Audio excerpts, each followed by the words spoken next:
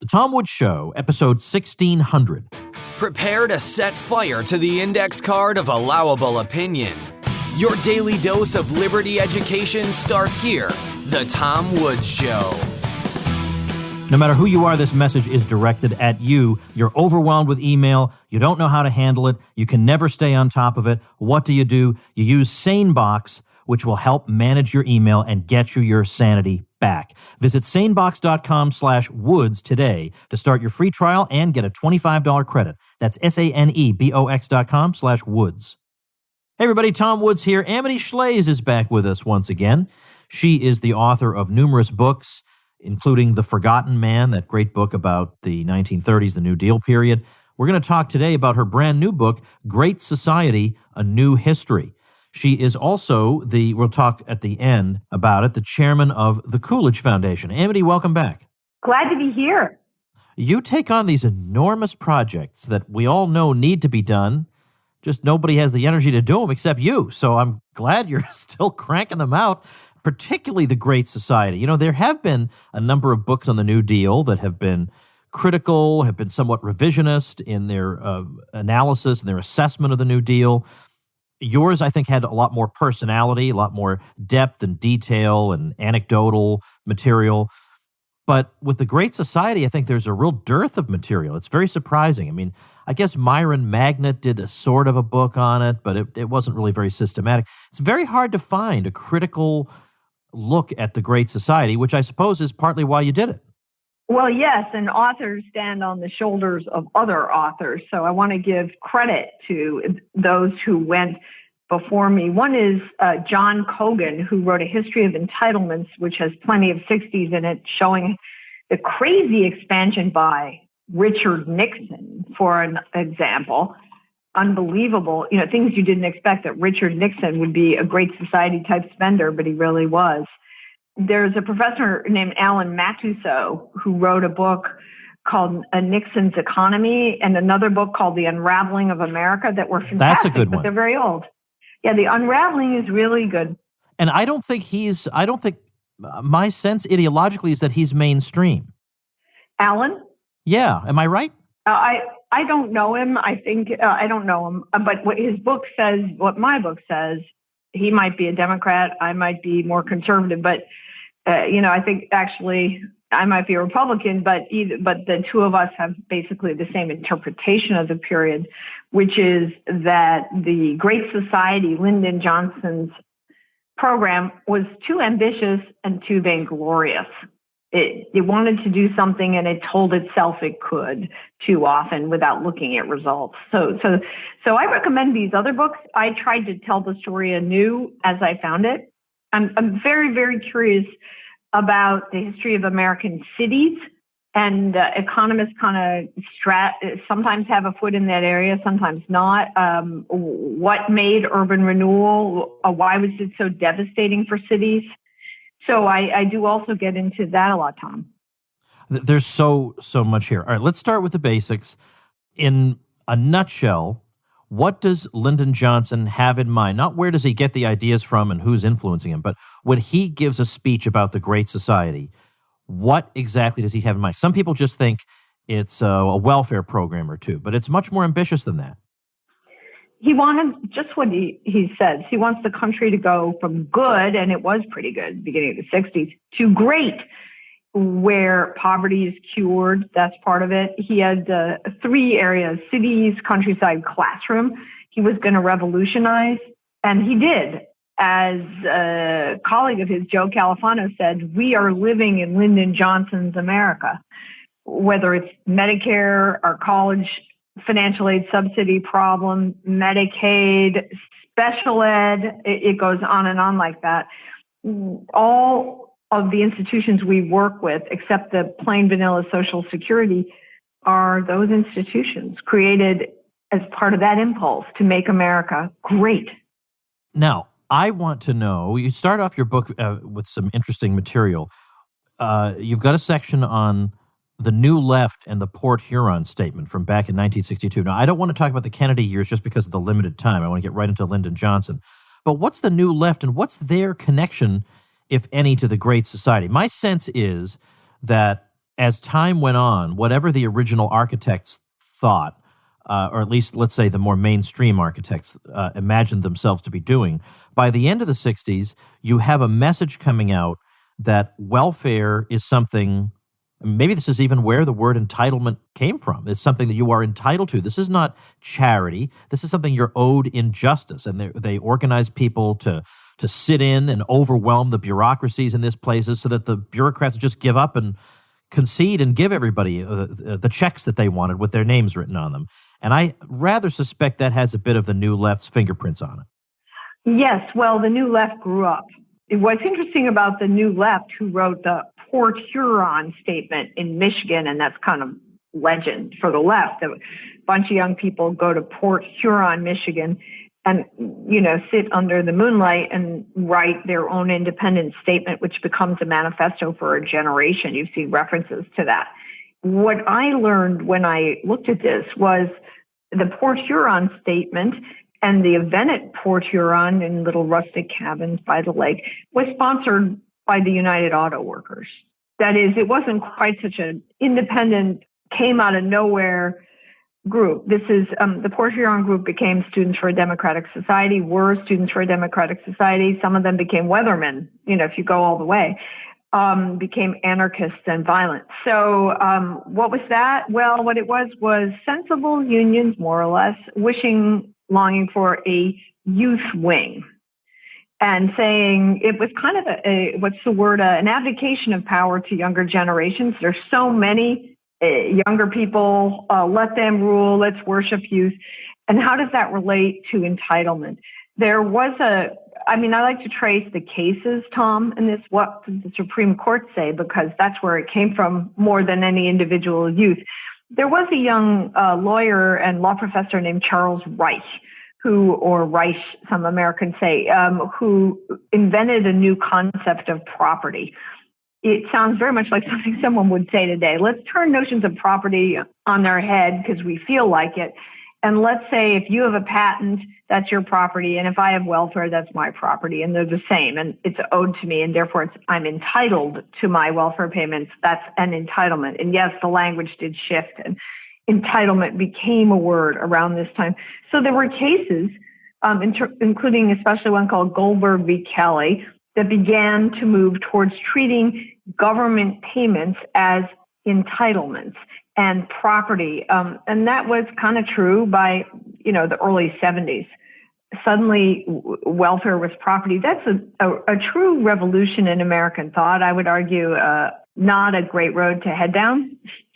The idea that payments by the government are your property, and certainly created a constituency which made welfare much harder to undo.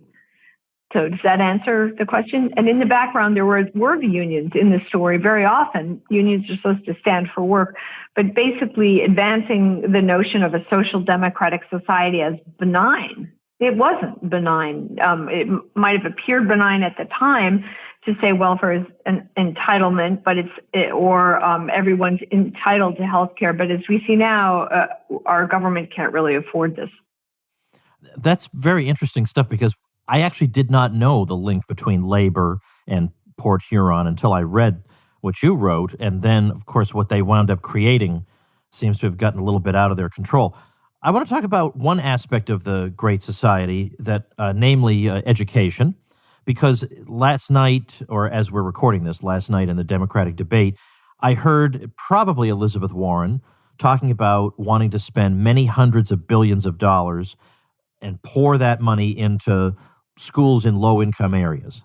And I just had a sense of deja vu, because I felt like, okay, that's been, I'm pretty sure, done repeatedly over and over. And I don't think with particularly impressive results. I could be wrong about that, but my instinct on this has always been, I think I could do a pretty good job just with chalk and a chalkboard. That really doesn't actually cost that much money. It really doesn't. No. These days, there's this sense that everybody has to have a tablet and whatever. I don't think that makes any big difference. So what can you tell us about that aspect of it? Well, nothing is new. It's just forgotten. right? No idea is new. It only feels new because we forgot we had it before as a country collectively, and also in sartorial, in fashion too. Nothing is new. Pleats, they're just forgotten. Let's try pleats again. And it's sort of like that. The education spending of the period was immense. It started even before Johnson with the missile scare, the rocket scare, October Sky. We saw the Soviets had satellites, Sputnik. We need to improve our STEM. They didn't call it STEM, but that's basically what they were saying.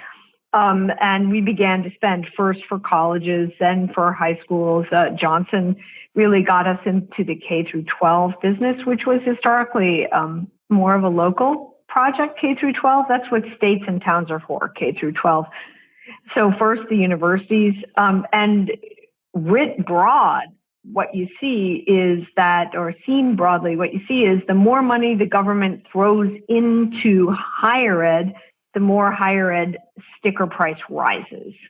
That's a kind of rule. So if you are wondering why college this year for many kids, and many people do pay the sticker price, is $75,000, you can blame the Great Society because, of course, the universities, just they didn't want to cheapen what college costs for the upper middle class, so they would just, raise the tuition.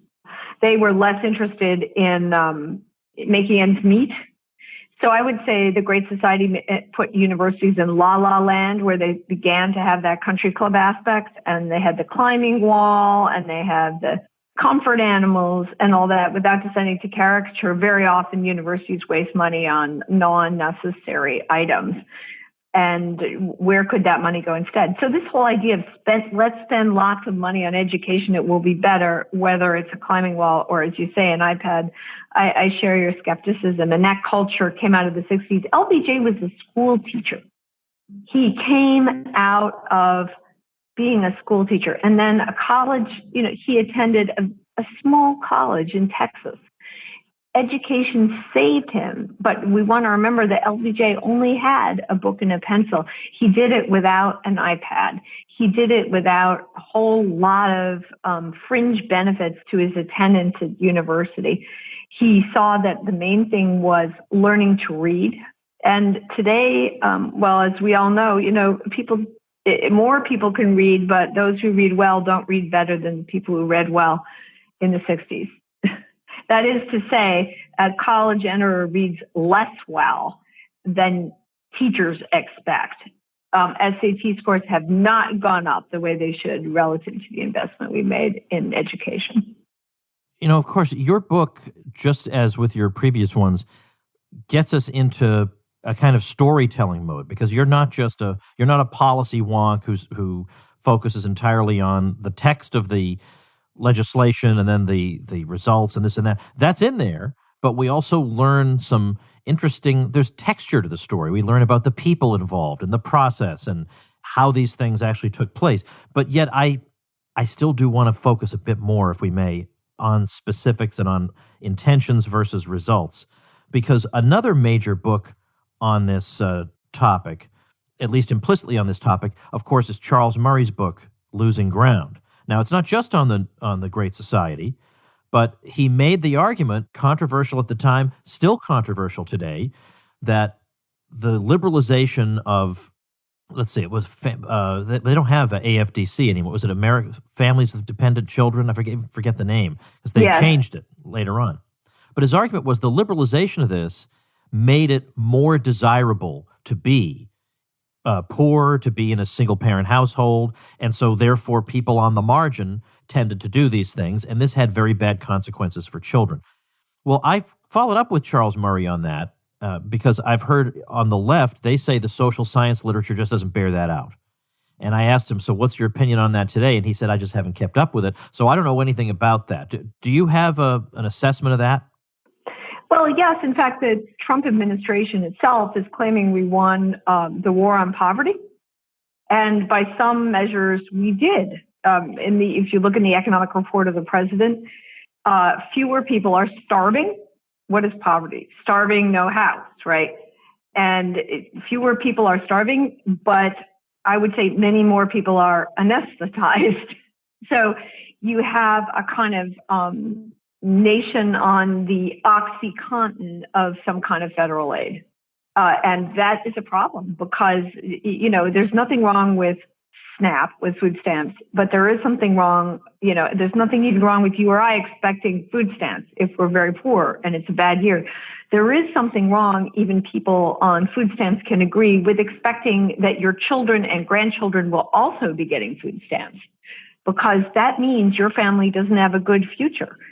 So that's the kind of attitude we have now, and that's a direct result of us spending too much and in training people to their own detriment, infantilizing people through these programs. Why is that? Why do we do that? Why would we ever do that? So I believe any people want independence, any group, any group. So if you go to page 432 of the economic report of the president, you'll see the Trump administration saying we had success in the war on poverty. People aren't starving anymore. Great. But I would take a different emphasis. I would say, but a lot more people are permanently shackled by their acceptance of dependence for themselves and their children. I learned about, actually, before we get into that, let's pause very quickly for a brief message. Folks, virtually everybody I know is overwhelmed by email. We're so inundated by it that we've given up actually being able to answer all of it. We just want to answer the most important ones and then just hope everything somehow works out. That's where SaneBox comes in. SaneBox is like an EMT for your email. As messages flow in, SaneBox does the triage for you. It sifts only the important emails in your inbox, directs all the other distracting stuff into your Sane Later folder, so you know what messages to pay attention to now and what you can get to later on. It also has the Sane Black Hole, where you can drag messages from annoying people and never hear from those people again. And the old man here, let's just say, as a podcast host, hears from people like that from time to time. You can also receive sane reminders to ping you if someone hasn't replied to your email by a certain date. And best of all, you can use SaneBox with any email client or phone anywhere you check your email. So see how SaneBox can magically remove distractions from your inbox with a free 2-week trial. Visit sanebox.com/woods today to start your free trial and get a $25 credit. That's sanebox.com/woods. I learned a lot of names in this book of people I hadn't known before, actors, some major, some minor in the Great Society drama.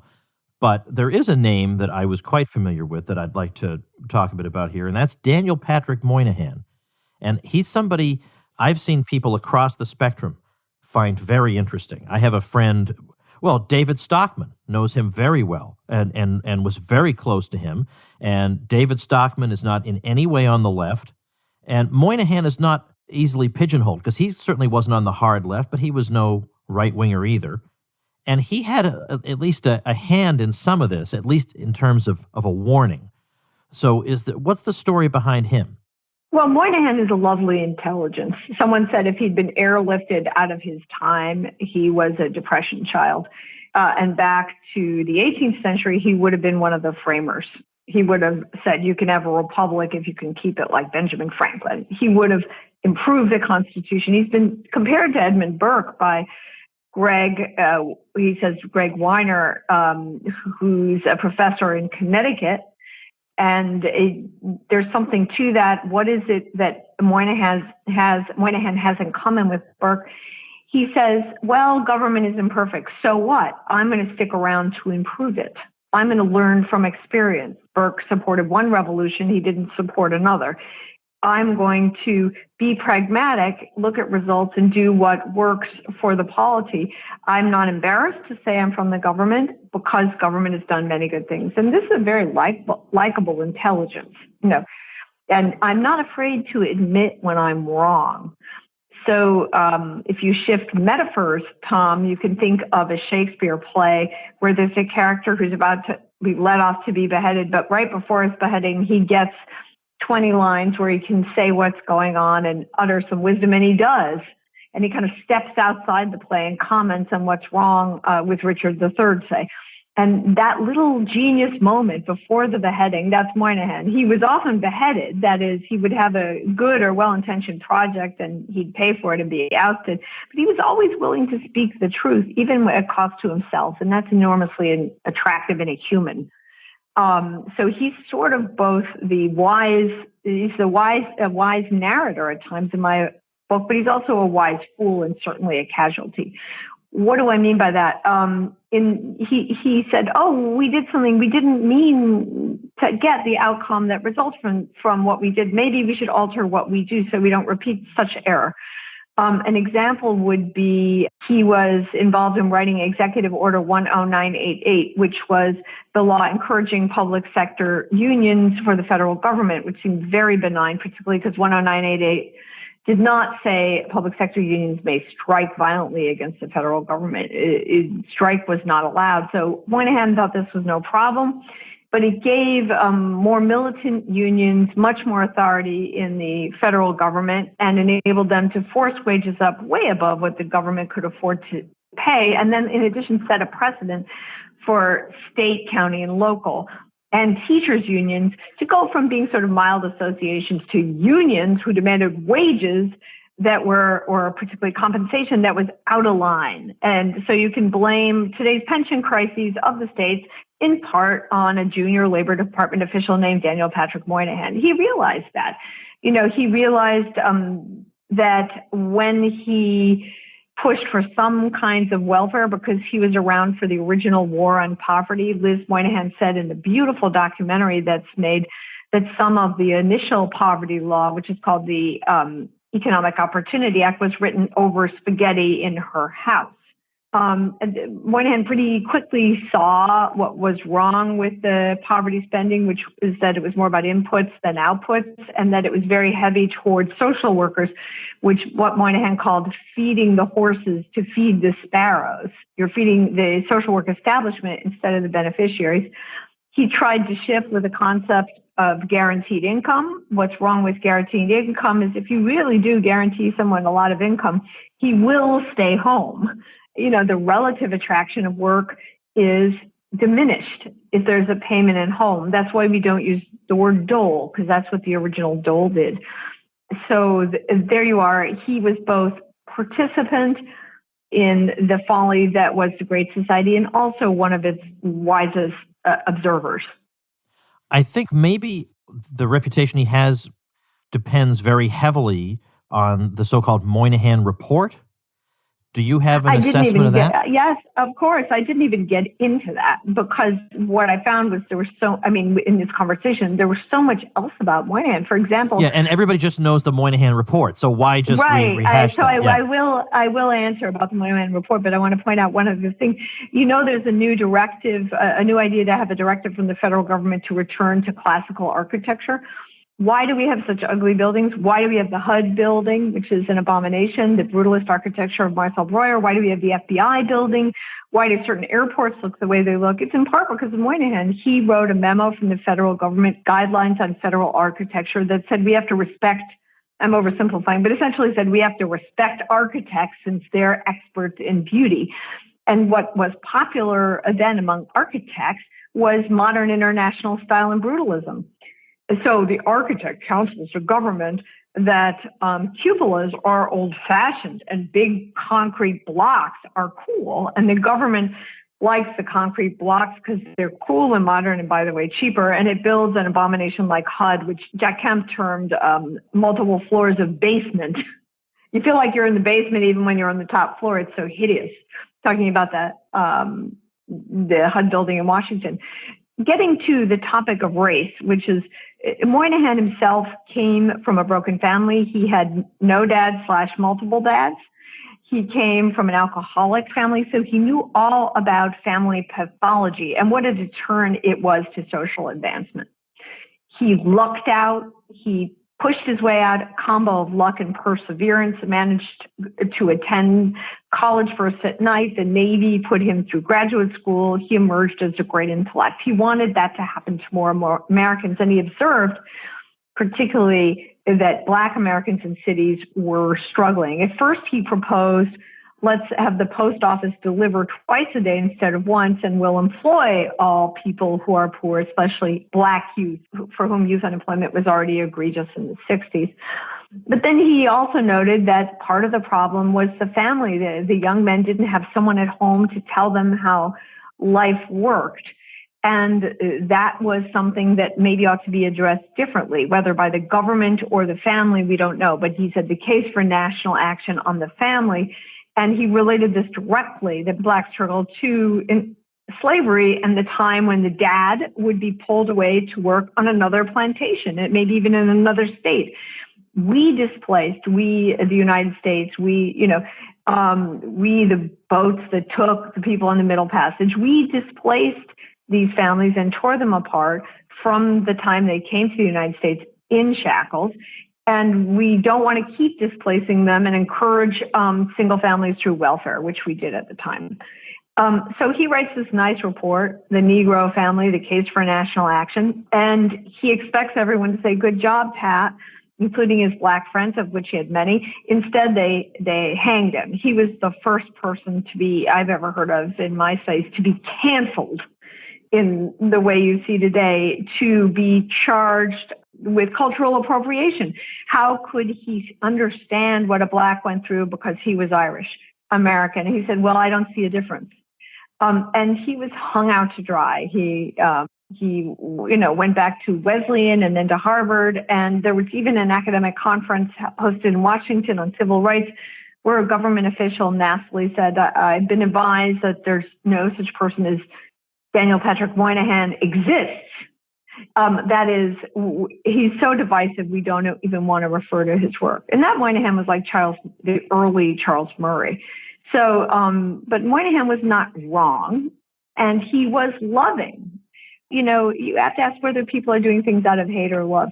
And Moynihan loved his fellow men. He didn't see much difference among races. He saw problems that could be solved, and he fought to solve those problems. What an amazing guy. I don't agree with a lot of what he did, but what an amazing guy. And so he's kind of a hero in my book. So is Walter Reuther, the leader of the United Auto Workers. And you'd think, well, Amity disapproves of unions. I do, because I think they come between the employer and his worker to the detriment of the worker and the employer. But Walter Reuther, UAW leader, and then the United Auto Workers was an honest man who really believed in social democracy, just as many of our friends do today. And his story in this book is the story of the failure of social democracy.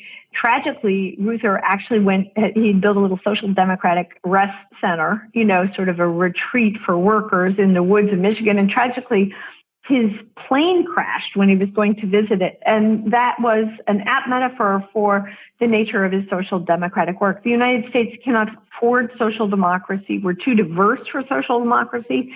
And this great society idea of making the whole country social democratic was folly. So I do follow Reuther, and I like him.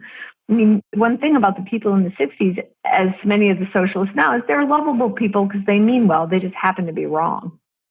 All right. So that actually is something I wanted to ask you about. Are we really reduced to saying that these were all lovely people with perfectly good intentions, and unfortunately things just unexpectedly went wrong? I mean, it just seems like an anticlimactic conclusion. Is that really it?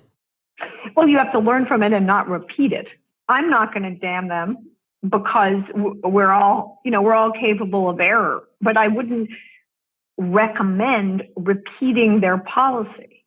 So I think this is an appeal to common sense. Certain things didn't work before. Let's remember what they were and then form our own opinion. And any common sense person would then form a reasonable opinion. Our failure, Tom, is that we failed to educate a generation of young people through our own laziness. That is, I'm speaking generally. I don't know how old you are, but I'm speaking of people my age who were children in the 60s, say. We failed to recognize how strong the left's hold upon education would become. We failed to understand the importance of the public sector union and Moynihan's error and what it would do to teacher mentality, which is to come to believe that government was everything. We failed to recognize that. We failed to fight it. And as a result, our education allowed these young people to actually believe in socialism, which is absurd.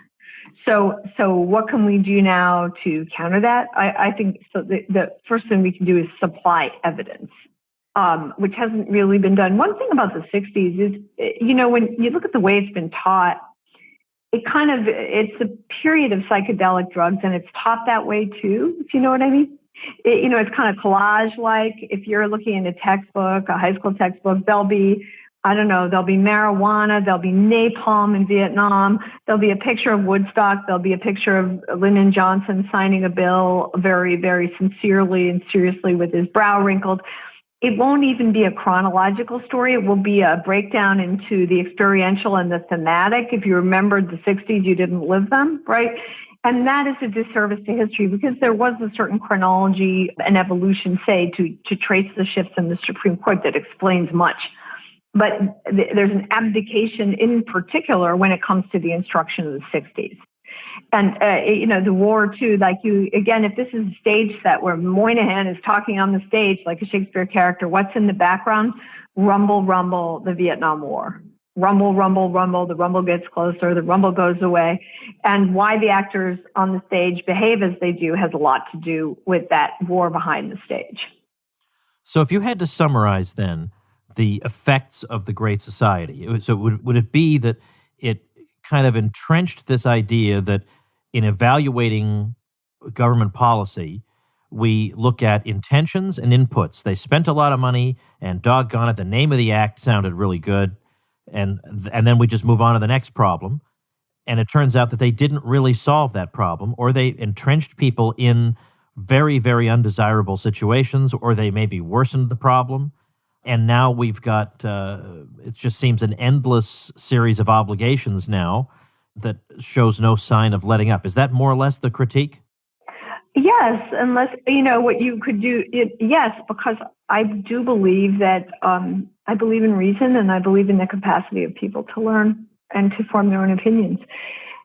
You could, write a book and itemize the features of proposals current by various political candidates and relate them directly, because it's striking, to proposals from the period. You started to do that with education spending in Senator Warren. There's a huge push for guaranteed income. Currently, we had that then, and we basically saw what was wrong with it. Even Moynihan said of some guaranteed income experiment pilots that did occur, boy, were we wrong, because it turns out, said Moynihan, people didn't want to work when they were paid a lot to stay home. You could itemize those, and that would be another book, and I would like to read it, and I would respect it. But history has something chancy about it. As a UK historian said, a lot of this is accident. Good people did wrong things, not really knowing, and that serendipity is part of life. And I wanted to capture that. One part of the book that is very different from other histories of the period, which tend to be pretty morose, is everyone wants a great society. The only question, Tom, is it a public sector that we use to get to the Great Society, or do we try to get a great society through the private sector? And there are three companies that run throughout the book: General Electric, Toyota, and Fairchild, which became Intel, the chip maker, were in their ways doing a lot of great, quote unquote, things through the private sector. And maybe the lesson of the period, to me, is that the private sector is going to be more likely to get us to great. One example is Fairchild, which the company of the chips that became Intel, decided it wanted to help Native Americans. Well, so did the federal government. That was certainly part of the Great Society. But what Fairchild did was it found a reservation and hired the women there to make chips. They were good with their hands. They did very fine needlework, and Fairchild figured that out. It was in New Mexico. And this factory of Native American women and men eventually became the greatest single employer in the private sector of Native Americans. I would say working at a Fairchild factory might be better than working at a casino in terms of speaking if your child comes to you and tells you about the options of the two jobs. So did anyone hear about it? No. Could Fairchild have employed every Native American in the United States? Apparently, because we have so many people in chips today and overseas. But that kind of story was ignored. So I believe in the private sector much more, and that it can get us to great. So that's kind of a message of the book, too. Before I let you go, You, of course, wrote a book on Calvin Coolidge, and you are chairman of the Coolidge Foundation. Tell us about that. Well, the Coolidge Foundation is really an educational foundation. 30, his number is 30, Calvin's, was a wonderful president, often maligned. I would say his stock price relative to his value, those are misaligned. And that's always a temptation for an investor, whether a cash investor or an intellectual investor. So I saw that Coolidge's rating, which is low, bottom half of the president's, was so far from his value that I was attracted, just like you'd be attracted to make money in business arbitrage. He's a wonderful man. He stood for civics. He stood for markets. He stood for religion. He was a person of faith. He said, men do not make laws, they do but discover them. He stood for states' rights. He spoke in a rather homiletic fashion. He spoke like a sermon because he'd heard a lot of them. And he was friendly to blacks. He was friendly to immigrants, though he did believe in restriction of new immigration. So what a character and what an unusual model of president. He was much closer to, anyway, so we try to educate about Coolidge at the Coolidge Foundation, and the main way we do it is through a scholarship for academic merit that honors Coolidge. And every candidate for the Coolidge writes 2 essays about Calvin Coolidge. So in that way, we have thousands of kids writing about Calvin Coolidge, so at least they can get acquainted with him, because unfortunately, Coolidge is not taught in secondary school.